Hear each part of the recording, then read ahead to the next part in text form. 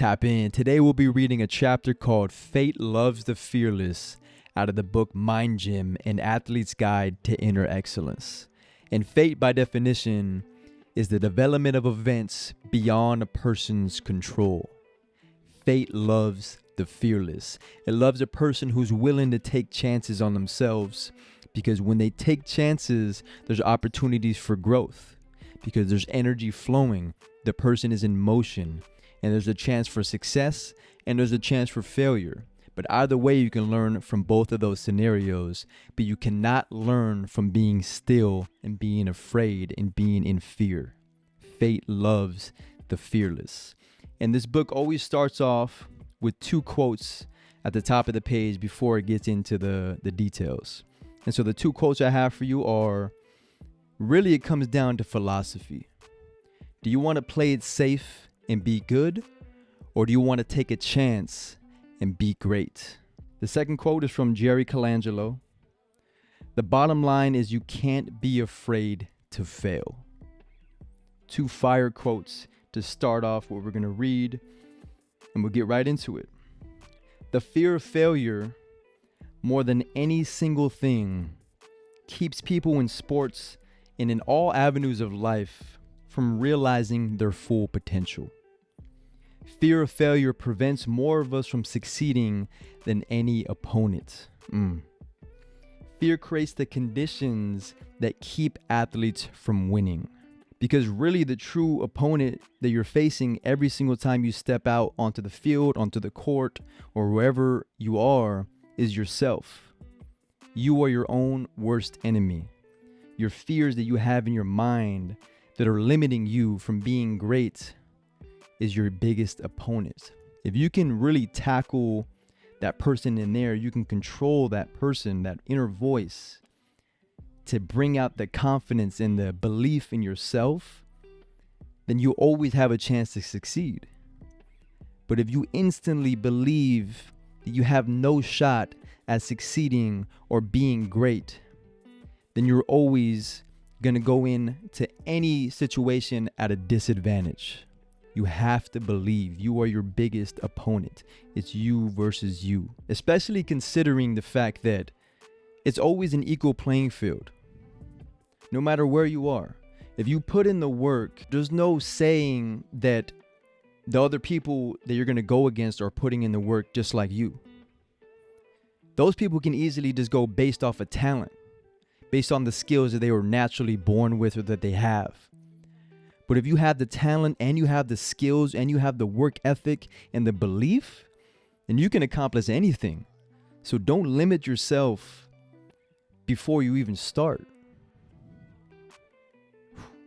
I'm fired up. The fear of failure actually makes failure more likely. Facts. If you believe you're going to fail, you are going to fail. If you believe you're going to succeed, there's a possibility that you can succeed at a high level, or you can also fail. There's always that chance of failure. But if you believe, there's a great chance that you're going to be able to do exactly what you want to do. Fear of failure leads to contracted muscles and shortness of breath. It overloads the system with stress, and it causes you to play it safe and to play small.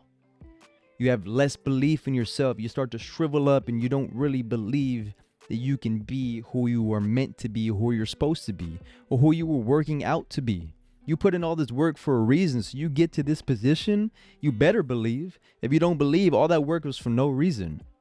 Play it big. Be that person who is confident that other people on your team or people surrounded by you can look to you like, I need to be like that. I need to work as hard as that person. I need to believe as they believe, because if you are all on the same page as a team and as a unit, if we move in, we can dominate no matter what the circumstances are. Oftentimes, beneath the desire to succeed and achieve excellence is an ultra critical, demanding, and judgmental voice. This internal voice beats the person up mentally and emotionally. If you do not believe deep within that you can do all things, you're going in with a limited mindset. And we all have that voice within. It can say great things about us and it can say bad things about us. If you put more of your energy and mindset into all the bad that you think about yourself, then you'll never be able to look past the barrier that you're setting for yourself. Because on the other side of that barrier is the green grass. It's the positive that is within you. It's who you are truly and who you should be. But by limiting your mindset and believing that you're small and that you can't do things like the other people that you see, that you put on a pedestal, then you will never get to that position. That internal voice that you have within can be improved by taking risks and then succeeding on those risks. That builds the confidence within you, and that builds that inner voice to get stronger and to have more belief. But in order to do that, you have to put in the reps and you have to go out there and not fear failure.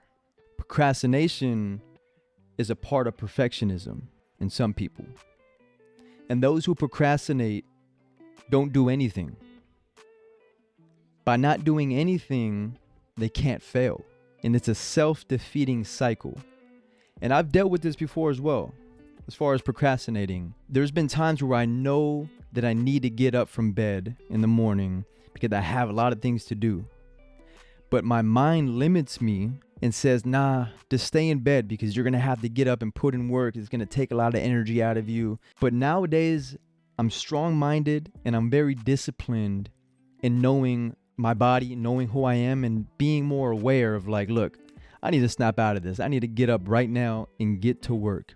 And by the time you get to work and you start doing what it is that you need to do, you realize that it wasn't as bad as you thought it was. You were just overthinking that whole situation. Procrastination ends up leading to wanting to be perfect. No one's perfect. You're going to make mistakes. You just have to start in order for you to be great. Fear keeps people from taking risks. And sometimes the greatest risk is not to take a risk at all. Not taking a risk is a great risk because you're risking staying the same person that you were yesterday. The goal is to get better than you were yesterday by 1%. Do something today that you didn't do yesterday and improve, and do that steadily, one day at a time. Lay a brick a day. By the time you lead all these bricks every single day, you have a house, you have a building, you have structure. All-star pitcher Greg Maddux put it another way. He said, failure is the best teacher in the world. You get to learn from what happens to you, both good and bad. In sports, there's quick adjustments. You turn the ball over in the game of basketball, I always tell kids, get back on defense. Don't dwell, don't put your head down, don't look to the coaches, don't look to the fans or whoever is talking to you. Focus on what you can do on the next play to get that basketball back or to make up for your mistakes. And I'm sure this can be said for any other sport, but in the game of basketball, mistakes will happen. You have no time to dwell on the past. You have to create that future for yourself and make that future positive by leaving it in the past and having that short-term memory and moving on. Do something positive to make up for what you did. Failing to learn is learning to fail. By looking at failure as feedback, you can change how you feel. Using it as feedback. Okay, why did I fail? What was it that I did wrong? What can I make adjustments on? And how can I move forward? In the game of basketball, it's so fast, so you won't be able to do that in the moment. But afterwards, if you start studying your film or you remember all of the key moments where you made mistakes, analyze them, think about what you could do better next time, and then do it better. Teach yourself or teach other people. If you see that your teammate made a couple mistakes, let them know, hey, here's what I saw. Here's where you can adjust. Do you see any mistakes on my end? What can I do, right? You have to learn, have these conversations, and study what it is that you're making mistakes on, and adjust and learn. Michael Jordan calls fear an illusion. He and many other great athletes learned to turn fear into anger. If you challenge Michael Jordan's pride, he wouldn't be afraid. He used that energy to become more aggressive. Great athletes take fear of failure and turn it around. So look at fear as a natural part of growing and learning. People who succeed aren't afraid to fail.